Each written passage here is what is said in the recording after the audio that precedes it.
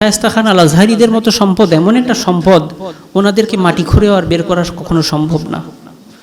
তো ওনাদের দিন শেষে আদর্শটাই রয়ে গেছে। এবং এই যে স্মরণসভার যেই আয়োজনগুলো, আমার মনে হয় যে এই স্মরণসভার আয়োজনগুলো থেকে ওনাদের আদর্শটা নিয়ে, ওনারা কি ছিলেন, কি করেছেন, কিভাবে চিন্তা করেছেন, কিভাবে বলেছেন, এই বিষয়গুলোকে নিয়েই আমরা আমাদের জীবনের যেই বাকি যে অধ্যায়গুলো, যে আমরা কিভাবে আগাতে পারি, এটাকে আমরা সাজাতে পারি, এটাই আমাদের করার আছে। আর এখানে ওনার জানাজার ব্যাপারে একটা কথা উঠে এসেছে যে মাইজভান্ডার দরবার শরীফে যদি ওনার একটা জানাজা করা হতো। তো এই প্রসঙ্গে বলে রাখি যে যেহেতু তখন ঘোষণা দেওয়া হয়ে গিয়েছে ওনাদের পরিবারের পক্ষ থেকে শহরের জমিয়তুল ফালায়, এবং ওনাদের গ্রামের বাড়িতে ওনাদের জানাজার আয়োজন হচ্ছে, তো সেই ঘোষণাটা যখন চলে এসেছে আর দরবার শরীফের পক্ষ থেকে সেভাবে করে আর নতুন কোনো ঘোষণা দেওয়া হয় নাই। তবে ওনার ভাইদের প্রতি এখানে ডক্টর নুকম আকবর স্যার আছেন, এবং সাথে সাথে ওনার দুই ভাইও উপস্থিত ছিলেন, শফি সাহেব এবং বদরুদ্দিন সাহেব। ওনাদের প্রতি আন্তরিক কৃতজ্ঞতা যে আমি যখন ওনাদেরকে সেই নিবেদনটা জানিয়েছি যে হুজুরকে একবারের জন্য, শেষবারের মতো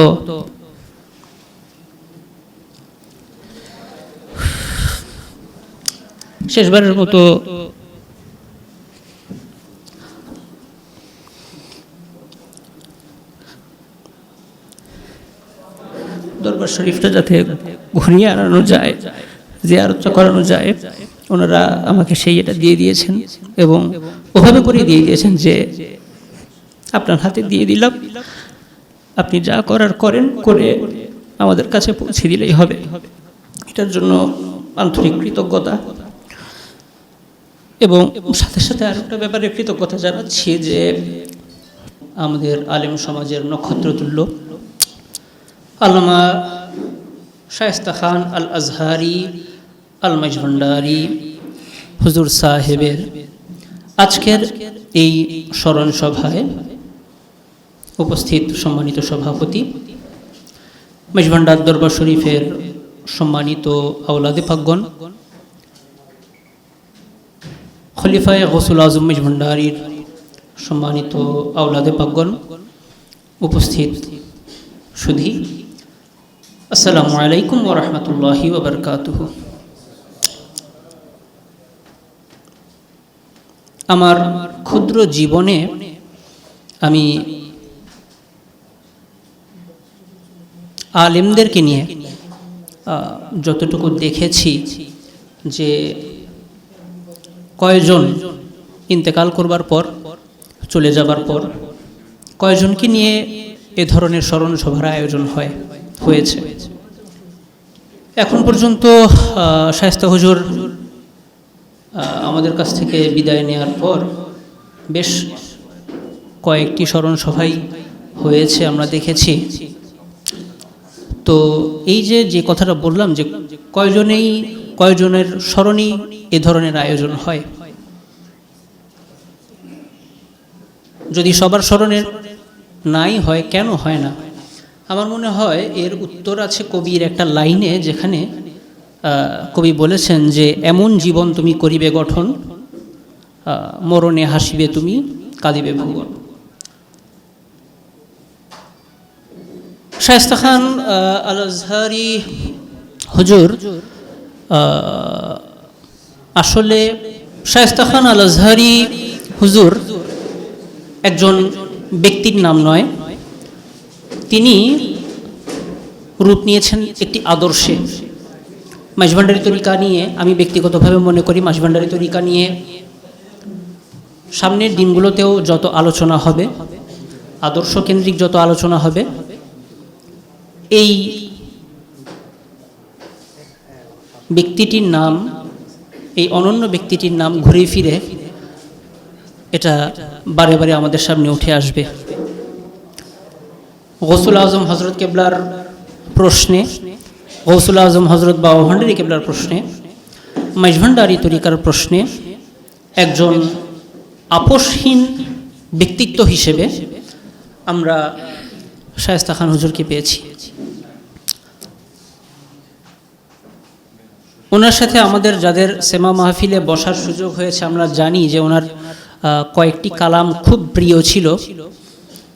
তার মধ্যে একটি কালাম ছিল যে কুলেতে দিয়া কালি মাথায় কলঙ্কের ডালি, দুহাতে তুলিয়া নিলাম বন্ধুর কারণে। তো ওনার আজকে যারা এখানে উপস্থিত আছেন অনেক দীর্ঘ সময় ধরেই ওনার স্মরণে আমরা আলোচনা শুনছি, আমি আর ওদিকে যাচ্ছি না। ওনার বংশ পরিচয় বলি এবং বংশ পরিচয়ের পাশাপাশি ওনার শিক্ষাগত যোগ্যতা, কর্মের জায়গা থেকে যোগ্যতা, সমস্ত কিছু মিলে এই যে কালামের দুটি লাইন, কুলেতে দিয়া কালি মাথায় কলঙ্কের ডালি, দুহাতে তুলিয়া নিলাম বন্ধুর কারণে, জীবনের প্রতি পদে পদে তিনি অনেক সময় কাছের জনের কাছেও, অনেক সময় দূরের জনের কাছেও নানাভাবে তাকে কষ্ট পেতে হয়েছে, দুঃখ পেতে হয়েছে, কিন্তু তারপরও গৌসুল আজম হজরত কেবলার ইস্যুতে, গৌসুল আজম হজরত বাবা ভান্ডারী কেবলার ইস্যুতে তিনি কখনো আপোষ করেননি। তো নানা রকম বাধা বিপত্তি আসলেও থাকলেও সমস্ত কিছুকে এক সাইডে রেখে তরিকতের স্বার্থে এই যে নজির, এটি আসলেই বেনজির। এবং মাইজভান্ডারী তরিকার চর্চায় আমরা এখন অনেকেই অনেক জায়গায় দেখি যে মাইজভান্ডারী তরিকার চর্চায় অনেকেই আশেপাশে কে কি বলছে, কে কি করছে, কে কি মনে করছে, এরকম অনেক কিছুই তারা চিন্তা ভাবনা করেন। কিন্তু শায়েস্তা হুজুরকে আমরা দেখেছি যে মাইজভান্ডারী তরিকার তাজিমে, চর্চায় তিনি কখনোই আশেপাশে কে আছে, কে কি মনে করলো, কে কি বলল, কে কি বলল না, এই খেয়াল তিনি কখনো করেননি। এবং অনেক আলেমদের মধ্যে দেখা যায় যে আমি একজন মাদ্রাসা শিক্ষিত আলেম, আমি যদি তরিকতের কোনো খাস চর্চা যদি কোথাও করি, এই খুলুসিয়তটা আমি ব্যক্তিগতভাবে মনে করি অন্যতম প্রধান একটা বিষয়, যেটি তাকে আজকের যে শিখর, সেই শিখরে তাকে উন্নীত করেছে। আবার মাইজভান্ডারী তরিকার চর্চা করতে গিয়েও একজন মাইজভান্ডারী তরিকার আশেক হিসেবে তিনি কখনো খেয়ানত, যে কথাটা বলা হয়, এই খেয়ানতও করেননি। খেয়ানত বলতে আমি বোঝাচ্ছি সেটা যে এমন কোনো কিছুকেও তিনি কখনো প্রশ্রয় দেননি যে জাস্ট গৌসুল আজম হজরত কেবলার শানে, গৌসুল আজম বাবা ভান্ডারী কেবলার শানে এমন কিছু বলা হলো যেটার কোনো মৌলিক ভিত্তি নাই কিংবা সত্যতা নাই। এরকম অনেক বিষয় আমরা দেখি অনেক সময় যে আমরা যাকে বা যাদেরকে পছন্দ করি তাদের সম্মান চর্চার জন্য অনেক সময় এমন কিছু কথা বলি যেগুলোর কোনো দলিলাদি, কোনো ভিত্তি নাই। এই ধরনের কোনো ব্যাপারকে যে জাস্ট কেউ একজন বলল যে আমি গৌসুল আজম হজরত কেবলার আশেক কিংবা গৌসুল আজম হজরত বাবা ভান্ডারী কেবলার আশেক, তো সে কিছু একটা বলল ইশকের জায়গা থেকে হোক বা যে কোনো উদ্দেশ্যে হোক, হুজুর সেটার যদি কোনো ভিত্তি না থাকেন, এবং আমরা জানি, আমরা যারা ওনাকে দেখেছি ওনার জ্ঞানের, জানাশোনার সেই ভিত্তিটা ছিল, তো এরকম ভিতহীন কোনো কিছুকে উনি কখনো অ্যালাউ করেননি যে ঠিক আছে সম্মান বড় করবার জন্য যা ইচ্ছা তাই বলো, যা ইচ্ছা তাই করো। Not that. যেটা সত্য তিনি সত্যকে সত্য বলেছেন, যেটা হক তিনি সেটাকে হক বলেছেন। তার পোশাক আশাক দেখে, তার পোশাকের একটা অনন্য বৈশিষ্ট্য ছিল, উনি বেশিরভাগ সময় যে কোনো প্রোগ্রামে যেতে একটা ছাই কালারের জুব্বা পরতেন। ছাই কালারের জুব্বা পরার অন্যতম প্রধান কারণ ছিল আমার বিভিন্ন সেমিনারে হুজুর যখন আসতেন, তো হুজুরের প্রতি আমার অনেকেই জানেন এখানে যারা উপস্থিত আছেন যে আমার সাথে অসম্ভব রকমের আন্তরিক ক্লোজ একটি সম্পর্ক ছিল। দরবারের আওলাদে পাক সবার সাথেই ছিল, তারপরও আমি ওনাকে পেয়েছি একটু অন্যরকমভাবে। তো ওনাকে বলতাম যে হুজুর আপনি যে প্রোগ্রামগুলো আসবেন, তো সেই প্রোগ্রামগুলোতে আপনি একটু সাদা জুব্বা পরে আসবেন, সাদা দেখতে খুব সুন্দর লাগে। আর আমাদের যখন আমরা বিভিন্ন মাইজভান্ডারী ঘরানার যে প্রোগ্রামগুলো করি আমরা, সেগুলোতে তো সাদা, এটা আমাদের অন্যতম, অনেকেই একটা করেন যে আমাদের একটা কি বলবো, যে আমাদের নিজস্ব একটা পোশাক হিসেবে। তো তখন হুজুরকে আমি অনেক সময় বলতাম যে হুজুর আপনি তো এই ছাই রঙের যেই জুব্বা এটা ছাড়া তো আপনাকে দেখাই যায় না, এটা আপনার কি এটা একটাই? তো হুজুর বলতে যে না, আমার এরকম আরও বেশ কয়েকটা আছে। তো এটার অন্যতম প্রধান কারণ ছিল, আমরা জানি অনেকেই যে হুজুর একটু অগোছালো ছিলেন, তো এবং বিভিন্ন জায়গায় ওনাকে যাওয়া আসা করতে হতো তরিকতের কাজে, সুন্নিয়তের কাজে, দ্বীন ইসলামের কাজে, ময়লা লেগে যাওয়ার একটা ছিল। তো উনি সেই ছাই পোশাকটাই পরতেন এবং ওনার হাঁটা চলা সেটা মাইজভান্ডার শরীফে হোক, মাইজভান্ডার শরীফের বাইরে হোক, যে খুবই সহজ সরল সাদা মাটায়, মানে এই চরিত্রটা দেখে যারা ব্যক্তি শায়েস্তা খান আজহারির সাথে কথা বলেনি, সময় নিয়ে কথা বলেনি, তারা কখনোই এই ব্যক্তিকে এই পোশাক দিয়ে, তার যে চলাফেরা, তার যে জুতা, তার যে পোশাক, এটা দিয়ে তাকে পরিমাপ করার কোনো সম্ভাবনা, কোনো সুযোগই কারো কাছে ছিল না। তো কয়েকটি স্মরণসভায় গিয়েছি, ওখানে ওনার মানে তাসাউফের যে বিষয়গুলো, সুফিজমের যে বিষয়গুলো, সেগুলো তুলতে গিয়ে অনেকেই এনেছেন। আমি দেখেছি যে মানে সুফিদের মতো উনি খুবই সহজ সরল সাদাসিধা পোশাক আশাক পরতেন। তো ওনার এই পোশাক আশাকের উদাহরণ থেকে যে উনি দুনিয়া বিমুখ ছিলেন, আমি ব্যক্তিগতভাবে মনে করি যে শায়েস্তা খান আল আজহারি একজন সুফি চরিত্র হিসেবে উনি দুনিয়া বিমুখ ছিলেন না, কিন্তু দুনিয়ার প্রতি মোহগ্রস্তও ছিলেন না। দুনিয়া বিমুখ ছিলেন না এই কারণে বলছি যে তিনি তার, আমরা জানি আজকের এই যে স্মরণ সভায় একটি লিফলেট আপনাদের হাতে দেয়া হয়েছে, সেখানে আছে যে বেশ কয়েকটি প্রতিষ্ঠান তিনি প্রতিষ্ঠা করেছেন।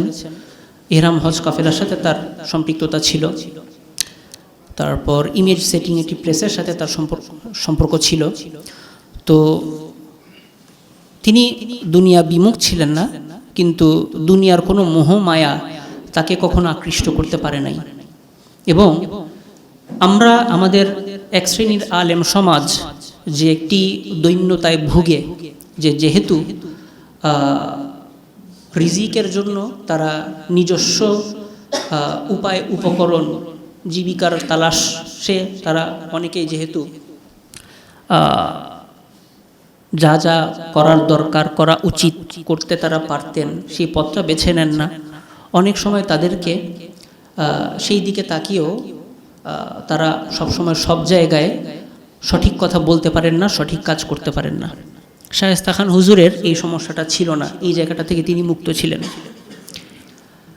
তো এটা আমি ব্যক্তিগতভাবে মনে করি অনেক বড় একটা ব্যাপার, যে যদি রিজিকের জন্য আপনার কোনো একটা দিকে তাকিয়ে থাকতে হয় বা কোনো একটা জায়গার দিকে আপনাকে লক্ষ্য করে করতে হয়, তাহলে সত্য বলা, সত্য করাটা অনেক সময় খুব ডিফিকাল্ট হয়ে যায়, কঠিন হয়ে যায়।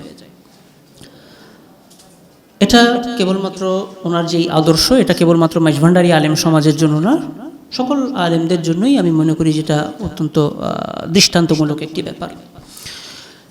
মাইজভান্ডার শরীফের ইস্যুকে তিনি, আমি দেখেছি ব্যক্তিগতভাবে, আপনারাও অনেকে খুব কাছ থেকে দেখেছেন মাইজভান্ডার দরবার শরীফের ব্যাপারে যে কোনো ইস্যুকে তিনি সবসময় নিজের করে দেখেছেন। কখনো চিন্তা করেন নাই যে আমি তো মাইজভান্ডার দরবার শরীফের আওলাদ না, কিংবা আমি এই ব্যাপারে আমি কি আসলে বলতে পারবো কিছু কিংবা করতে পারবো, এটা তিনি চিন্তা করেন নাই। যেখানে গৌসুল আজম হজরত কেবলার শানে, গৌসুল আজম বা ওহান্ডারি কেবলার শানে যেখান থেকেই অন্যায় এসেছে, তিনি সেটাকে প্রতিহত করবার জন্য তার হাতে যত উপায় উপকরণ আছে, যতজন, তিনি একা তো আর সব কিছু করতে পারবেন না, যেই ব্যক্তির মাধ্যমে যা যা করানোর দরকার, ওনার যাদের সাথে যেভাবে নেটওয়ার্ক আছে, তিনি সেই চেষ্টা সারা জীবন করে গিয়েছেন, টিল হিজ ডেথ, তার মৃত্যু পর্যন্ত। তো এটিও আমি মনে করি যে অত্যন্ত গুরুত্বপূর্ণ একটা ব্যাপার, যে নিজেদেরকে একজন আদর্শিক মাইজভান্ডারি হিসেবে গড়ে তোলা। আমরা অনেক সময় মনে করি আমাদের আওলাদে পাকদের ব্যাপারে, বিশেষ করে ফেসবুকে বা বিভিন্ন জায়গায় আসে, কোনো একটা ইস্যু আসলে যে আওলাদে পাকরা এটা করছেন না কেন, আওলাদে পাকরা এটা করছেন না কেন, যে ওনারা করেন, ওনারা যদি ডাক দেয় তারপর আমরা আসবো।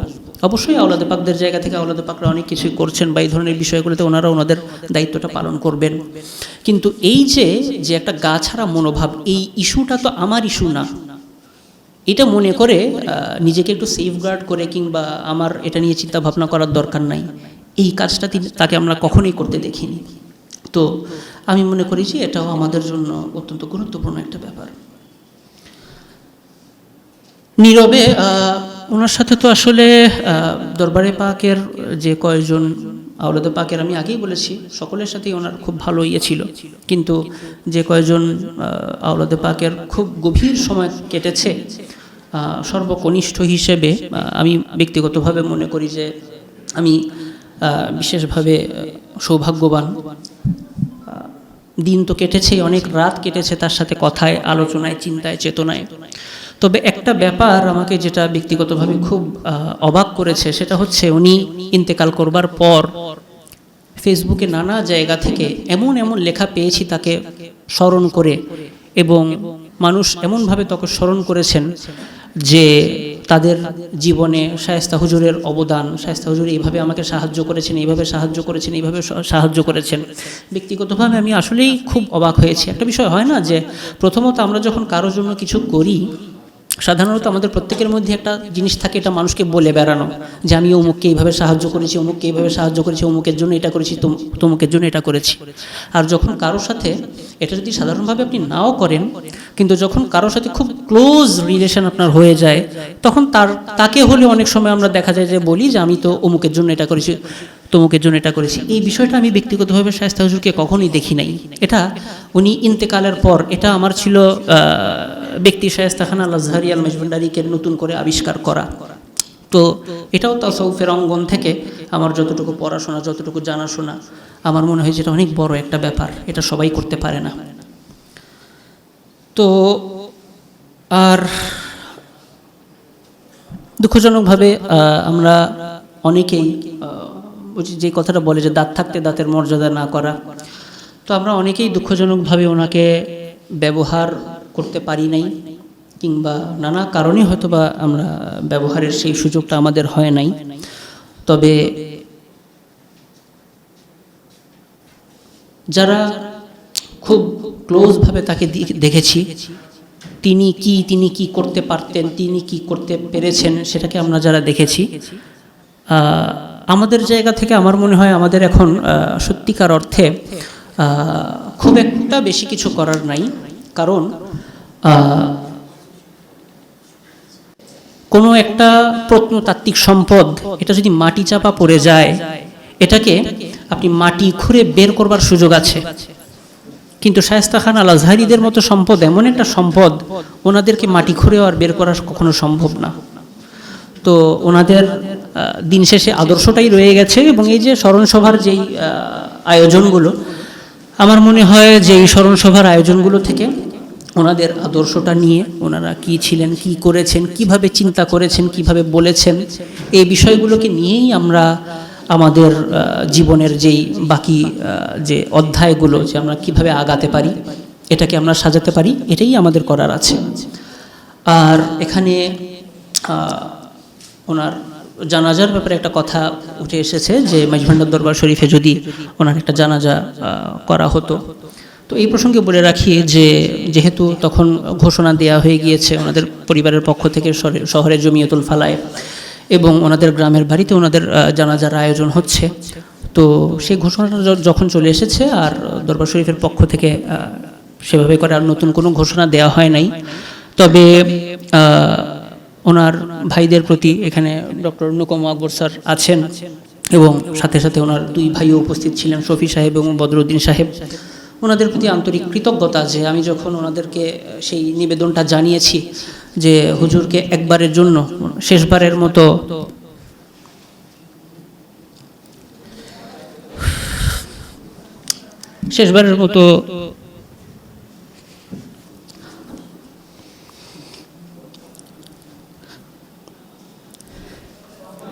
দরবার শরীফটা যাতে ঘুরিয়ে আনানো যায়, জিয়ারত করানো যায়, ওনারা আমাকে সেই এটা দিয়ে দিয়েছেন, এবং ওভাবে করে দিয়ে দিয়েছেন যে আপনার হাতে দিয়ে দিলাম, আপনি যা করার করেন, করে আমাদের কাছে পৌঁছে দিলেই হবে।